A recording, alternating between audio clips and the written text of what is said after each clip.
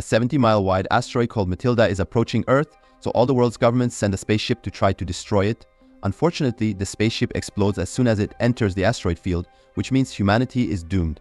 In 3 weeks, the asteroid will hit Earth and all life will end.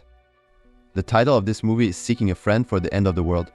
I hope you enjoy. Don't forget to like and subscribe to our channel. Married couple Dodge and Linda hear the news on their car radio. However, Dodge doesn't react. He just mentions they missed their exit. Linda can't take his attitude anymore and abandons him for good. Afterward, people all over the planet start making end-of-the-world plans, especially going through their bucket lists. Signs appear on the street offering services like naughty meetings, searching for friends to spend the end together, and mercenaries even offer to kill whoever isn't strong enough to make it to the last day. However, Dodge doesn't have anything in life, so he continues to go through his boring routine. With 21 days left, Dodge still goes to the gym, which is mostly empty. On the TV, he watches a news update informing that all cell phone services are dead and that water and power will follow soon. Then Dodge drives to work and has to deal with worse traffic than usual because everyone is trying to escape the city to go somewhere nice. At the office, Dodge notices only a few workers have come today. He keeps on picking up calls from clients who want to know if there's insurance for worldwide catastrophes and attends meetings that announce there are promotions available for everyone because of all the people who aren't coming anymore. However, nobody from their little group takes the offer. When Dodge goes home, he checks his mailbox, but it's empty as usual. He also notices his neighbor Penny run out of her apartment after breaking up with her boyfriend Owen, who is yelling at her. Then Dodge enters his apartment and finds his weekly cleaner Elsa. Dodge tries telling her that isn't necessary for her to come again because of the current situation, but Elsa gets upset because she thinks he's firing her, so he takes it back and she says goodbye while promising to return next week. Then Dodge drinks cough syrup and watches TV, learning that the final flight has taken off and now airlines aren't working anymore. People with private planes can fly if they want, but experts don't recommend it because of the risks. Before going to bed, Dodge finds a spider in the bathroom and gets ready to kill it, but in the end he decides to let it live. That night, the spider walks all over his face. The next morning, Dodge wakes up with multiple spider bites on his face. When he arrives at work, the body of a coworker who just self-deleted lands on his car, leaving him shaken. A week passes, and with only 14 days left, Dodge goes to an end-of-the-world party thrown by his friend Diane. She has a teenage boy who insults his parents before leaving, and they just insult him back, not caring anymore.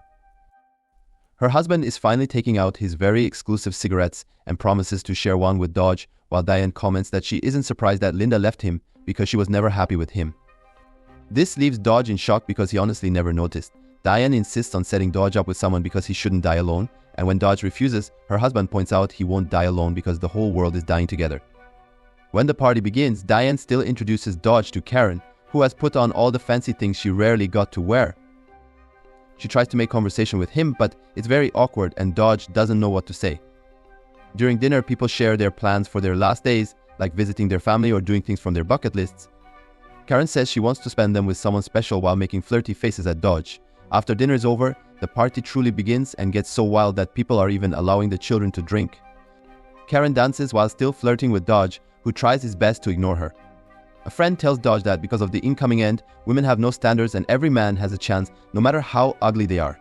He reveals he was intimate with tons of women last week and asks Dodge to team up with him to sandwich Karen, but Dodge turns him down. Soon the fireworks and illegal uppers come out and Dodge can't take it anymore, so he hides in the bathroom. When Diane comes to check on him, she shocks him by trying to kiss him.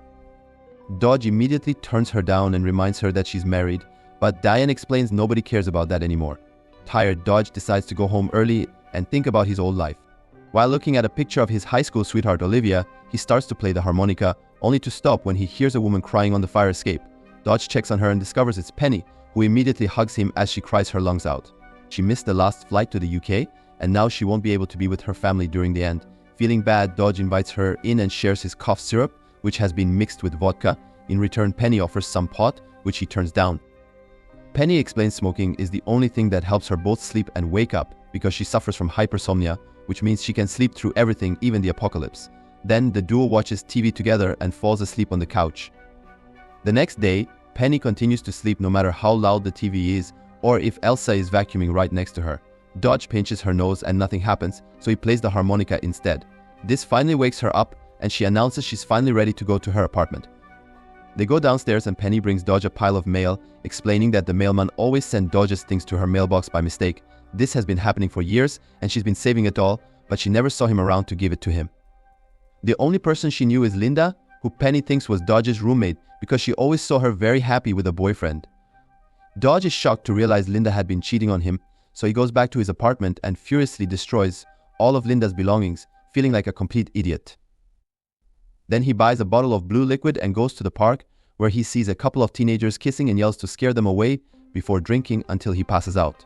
His plan to self-delete fails, and he wakes up perfectly healthy the next morning, only to find an abandoned dog tied to him and a note that says sorry. With only 12 days left, Dodge takes the dog and starts making his way home. As he walks through the city, he notices people have finally gotten violent, meaning there are fights, fires, and looting everywhere. Later at his apartment, Dodge feeds the dog and watches the news, learning that riots are happening in many areas. He also starts going through his old mail and is shocked to find a letter from Olivia from months ago. She explains she never stopped thinking about him and wanted to check on him, but she also tells him not to find her because it's too late for them. Her last line says he was the love of her life. Suddenly a brick breaks through his window and the alarms in the building go off as the riots come closer. There already are violent people in the hallway, so Dodge takes the dog, the harmonica, and the letter before going out through the fire escape. He goes to Penny's apartment and meets Owen, who assumes Penny has been cheating with him and punches the wall, breaking his hand. Dodge ignores him and goes to wake up Penny, only for Owen to immediately start arguing with her. When Dodge finally gets to mention the riots, Penny stops to grab as many records from her collection as possible. Then the trio runs out of the building and Penny volunteers to drive, but she's forgotten where she left her car. At that moment, some people open fire, so Owen uses Penny as a shield to protect himself. When they finally find her car, Penny has trouble driving away because she isn't very good at parallel parking. Owen leaves the car to guide her. However, he keeps insulting her, making it clear why she broke up with him. Tired of dealing with the couple's arguments, Dodge tells Penny he knows someone with a plane and he'll introduce that person to Penny if she takes him out of there. Motivated, Penny finally takes the car out and drives away, leaving Owen behind. Unfortunately, the next day they already run out of gas because Penny didn't fill up the tank. As they walk down the road, Penny tries to stay positive, causing Dodge to finally snap. He tells her she ruined his life because he didn't get Olivia's letter in time and who knows where she may be now. Feeling incredibly guilty, Penny promises to reunite Dodge with his lost love. Then Penny starts hitchhiking and the man Glenn agrees to give them a ride. As they travel together, Penny tells Glenn to share his life story and he starts from his dad's childhood. Dodge hates every second of it, especially when Glenn confesses doctor had told him he only had 6 weeks to live right before the end of the world was announced. Glenn lost his love a few years ago, and after learning about the end, he started considering self-deleting, but that wouldn't get him into heaven. His tone makes Dodge very suspicious, especially when he sees digging equipment in the back of the truck. Eventually, Glenn stops the truck and says he'll go relieve himself, inviting Dodge to come along. Getting more suspicious, Dodge turns him down, and as soon as Glenn is gone, he tells Penny they may be traveling with the psycho. Penny doesn't take him seriously and leaves the truck to walk the dog, who also needs to pee. Then Glenn comes back and asks Dodge to drop the mask, saying Dodge's blank face proves he's a killer. Dodge denies such a theory and Glenn apologizes for the misunderstanding, explaining he hired a mercenary to end things for him. As he laughs, Glenn suddenly is shot and Dodge sees the mercenary drive away. Afterward, Dodge and Penny bury Glenn's body with his own equipment and leave in his truck. Eventually, they find a restaurant called Frenzy's by the road and decide to stop for a drink. The waiter receives them with hugs and confesses all the workers have been smoking, so now they're making up all kinds of crazy recipes. Penny and Dodge stick to the classics, getting some food for the dog too, and Penny even joins the conga line. While they eat, they share more about their old lives, but they're suddenly interrupted with a surprise. Penny told the waiters that it's Dodge's birthday, so they bring over a little cake and a song. Suddenly, a waitress kisses both of them, and soon the party starts getting naughty, so the duo takes the dog and leave. In the truck, they notice a certain tension between them and end up doing the dirty together. Later, Dodge feels guilty because of their age difference makes him feel like he took advantage, but Penny reminds him she's an adult who made a choice. Suddenly, they hear sirens and are shocked to see a cop trying to pull them over. Penny wants to keep on driving because the law doesn't matter anymore, but Dodge doesn't want trouble and forces her to stop. Since she's smoking, Dodge takes her cigarette and hides it in his mouth, only to accidentally inhale some smoke. The cop comes over and lists all the things they're doing wrong, so Penny points out it's pointless. However, the cop doesn't care and arrests them anyway. In jail, the duo finds a guy who was arrested for disturbing the peace with his "the end is here" sign.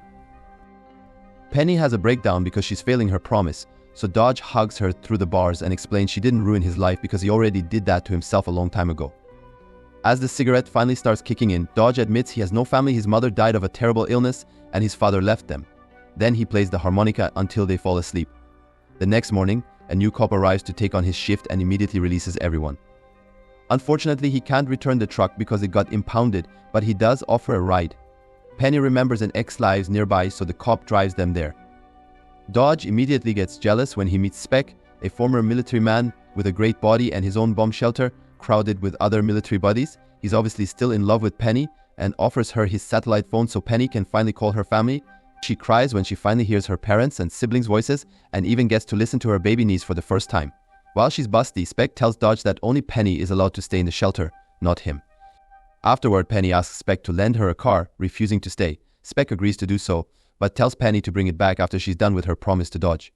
The duo continues to bond during their trip, and eventually they make it to Olivia's childhood home, but nobody answers the door.